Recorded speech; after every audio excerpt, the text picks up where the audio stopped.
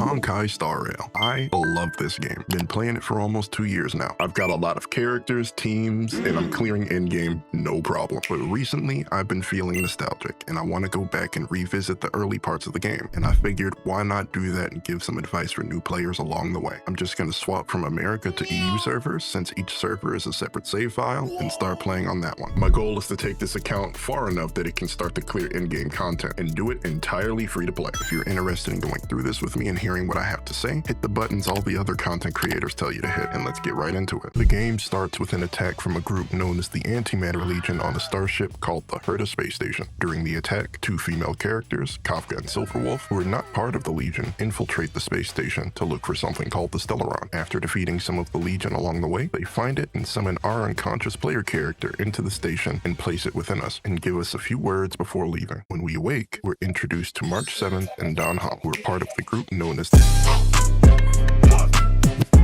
With them, we make our way to the space station's master control zone, where all the people on the station are taking shelter from the attack. On the way, we meet Arlen and Himiko. Arlen is head of security on the space station, and Himiko is the Astral Express's navigator. Once in the master control zone, we meet lead researcher Asta, who is in charge of the space station's affairs. This whole portion of the game serves as a tutorial, introducing you to the basics of combat, exploration, character types and paths, traces, light cones, and warping. It's a pretty light and easy to digest tutorial, but some of the things I plan to expand upon myself, and one of them I'm going to touch on right now, because before even getting the opportunity to do the tutorial work for Asta, this happened. Come on. Asta's been worried about all of you.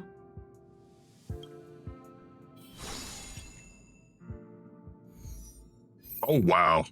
Okay, so I just get him right away.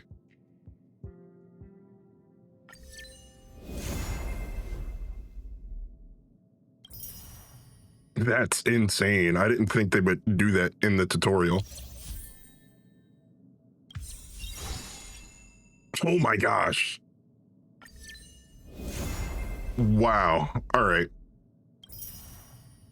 That's actually insane. I got these two characters for free and the resources to level them both up to 60. The game doesn't allow me to have level 60 characters just yet though, so I'll have resources for later. This version of Don Hung is currently one of the best sustaining options in the game, providing shields for all allies and buffs for a designated ally. An archer is a very powerful single target damage dealer who expands the number of available skill points from 5 to 7 and can attack multiple times in a single turn. These characters aren't just good, I'd say that they're meta when it comes to clearing endgame content. It's very good to have these characters, especially as a new player, and it's a welcome bonus that they're free. If you're debating whether or not you want to play this game, I'd highly encourage at least going through that portion of the tutorial and claiming those characters to save yourself some future hassle. It took me a little less than an hour. If you're finding this video later on though, and these characters aren't available anymore, I'll still give advice with that in mind. I'm gonna lightly touch on character paths, warping, and team building for a bit here. In Star Rail, you build a team of 4 characters to battle against enemies, and you need at least 2 teams of 4 with no characters shared between them to start clearing in-game content. Some characters you can earn for free, and those that aren't free are earned through warping. On the warp page, there are multiple categories often referred to as banners. 2 of the banners are for characters that are here for a limited time but can return in the future, and another 2 banners are for those characters' light cones, which are like weapons in Genshin Impact or hold items in Pokemon. Characters can equip many different kinds of light cones, but the ones in the limited banner are designed with one specific character in mind and is often referred to as that character's signature light cone. There is also currently a collaboration banner featuring Saber!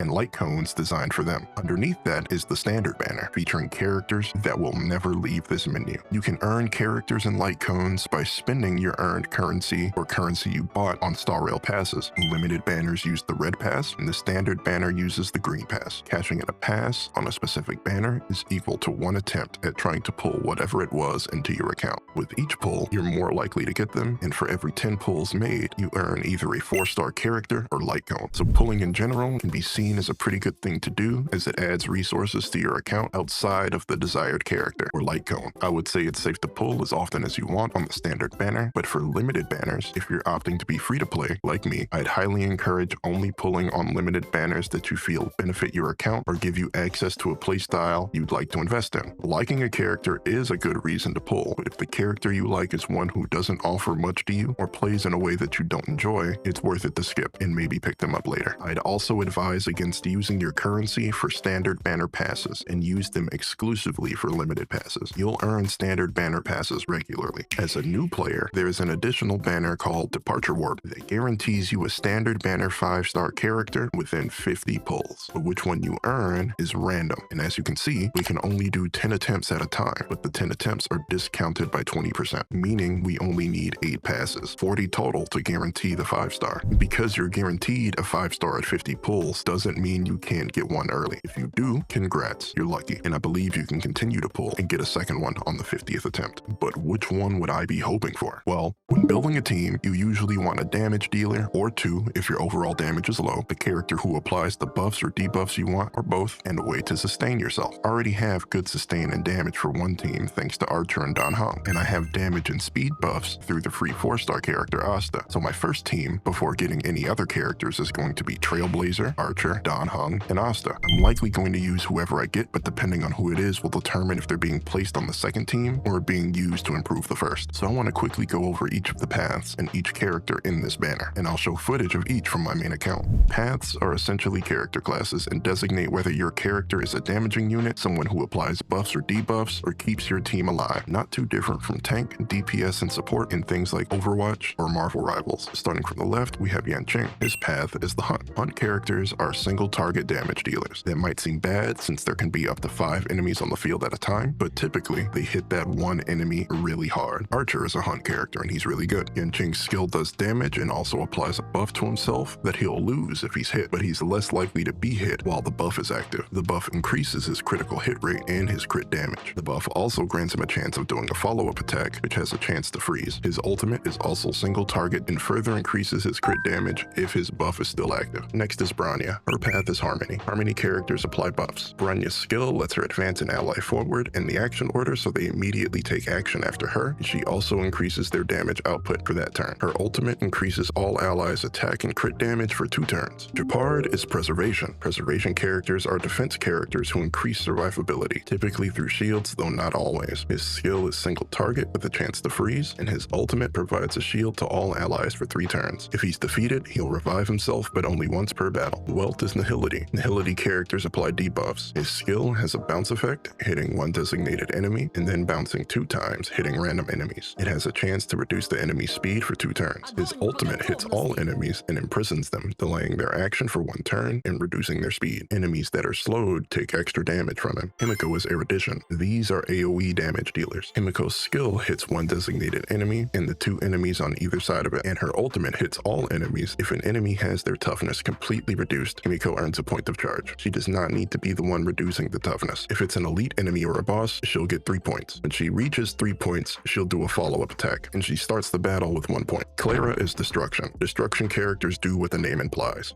destroy. Clara makes her dad, Svarog, fight for her. She naturally takes a reduced amount of damage, and anyone who hits her, Svarog hits back with a counterattack, and he marks them. Her skill hits all enemies and does even more damage to enemies who hit her and were marked by Svarog. Her ultimate increases her damage reduction for 2 turns, as well as enhancing Svarog's counter for 2 instances. The enhanced counter works when any ally is hit, and hits not just the attacker, but the enemies adjacent to it as well. Lastly, there's Bailu, an Abundance character. Abundance units are healers, restoring HP. Bailu's skill heals 1 designated ally and random allies 2 times. Her ultimate heals all allies and applies an effect called Invigoration for 2 turns. Allies with Invigoration heal a small amount when hit. If a teammate is defeated, Bailu will revive that teammate, but she can only do 1 revive per battle. There's another path called Remembrance, but it's a newer path, and there isn't a Remembrance character in the standard banner. Remembrance characters have creatures they summon like a familiar called Memo Sprites. Memo Sprites have different abilities. This path is a bit more flexible than the rest because it doesn't say in the path description what kind of effects Memo Sprites can have, so it's possible to have a perfectly functioning team made up entirely of Remembrance characters. You can try out each of these characters by going to the standard banner and hitting character trial. Anyway, looking back at this banner and knowing what I I know now about the game and its current state, there are a few characters here who stand out to me as being significantly worse than the others, and they're Yanqing, who is arguably the worst, Gepard, and Bailu. As far as the story goes, Yanqing could serve as a better damaging option than Dan Heng, but he's too weak to effectively make it through in-game content. Him losing his buffs when hit is pretty rough, but that's only when the damage is dealt to his health, so he has good synergy with the new Dan Heng as well as March. But in my experience, even with shields, he's difficult to build and play around, and with all the harmony buffs in the world, his damage is still lagging. Gepard honestly isn't too bad, it just feels like nowadays his shields aren't strong enough, and it sucks that you have to wait on his ultimate to get them. And Bailu's problem is just that she's extremely basic, and there are other abundant characters who have more utility. One of them is a 4-star, and I'm hoping to get and use them instead. If I were to get Gepard or Bailu, they'd go on the second team, and if I got Yanqing, I'd likely just wait on a better limited 5-star damage dealer. Yanqing is one of my favorite characters too. I don't like that he's not very good to use. If I get Bronya, I'm gonna drop Asta. There is a free remembrance character that I'll get as I progress who serves a similar function to Bronya, with buffs and an action advance. When I get them, they'd either go on the second team or replace Bronya, and she'd go on that team. If I get Welt,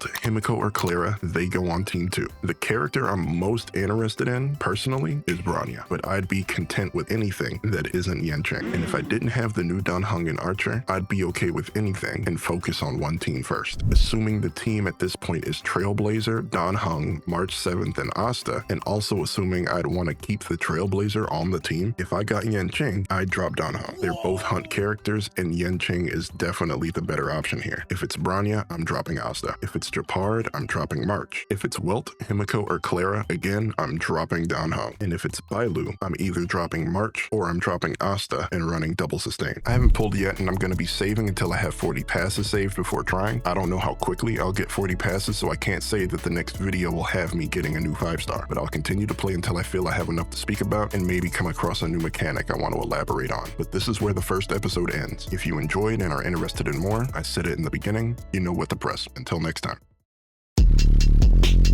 Hit the buttons all the other content creators tell you to hit, and let's get right into it.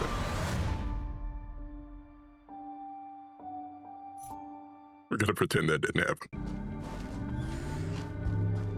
Okay, there's no way I was supposed to read those subtitles that fast, right? So, going through this game for the first time, I almost dropped the game at the intro because I didn't vibe with Kafka. Now that I'm a bit further into the narrative, I'm a bit more accepting of her. I like her more now, but I'm still not the biggest fan. So this character, Silverwolf, actually got reworked recently, and I wonder if the version of this character that's in the tutorial right now is the updated version. Oh, I pressed that ultimate button really fast. I actually didn't see the prompt that popped up there. Skill points is a combat resource. Who wrote this sentence? Nice JPEG. Like, there is no way. Like, that scrolled by too fast. Of course, even the Genius Herder can't compete with me when it comes to hacking. I don't know. There we go.